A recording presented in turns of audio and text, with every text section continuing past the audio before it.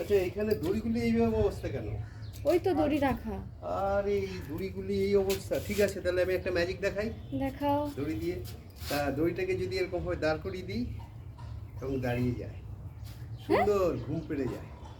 হ্যাঁ, এই লাঠি দিয়ে আপনারা ছোটবেলায় অনেকে ঠ্যাঙানি খেয়েছেন গার্জেনদের কাছে, মা বাবার কাছে।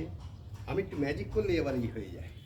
আবার যদি এরকম করি, ঠিক এই হয়, সুন্দর স্ট্রেট হয়ে গেছে। আবার মাছ ধরতে গেলে ছিপ লাগবে, এই একটা বড় মাছ রেখে দেবেন, মাছ হলো। আর তারকেশ্বর যেতে গেলে বাঘ হয়, ভোলে বাবা করা যাবে, অনেক কিছু করা যায়। আবার যদি একটু ম্যাজিক করি, এইভাবে হয়ে যায়, আবার নেমে গেল। শুধু তাই না, এই হলো। এবার ও মা, আরেকটাও এরকম ভাঙা, এই গাছটা ফুল গাছটা, তা ফুল গাছটাও এখানে রয়েছে। এটা দিয়ে একটা ম্যাজিক দেখাবো। ফুল গাছটা পাতা পুতা সব খেয়ে নিয়েছে, নিশ্চয়ই ছাগলে খেয়েছে। কি আমি ঠিক বলেছি?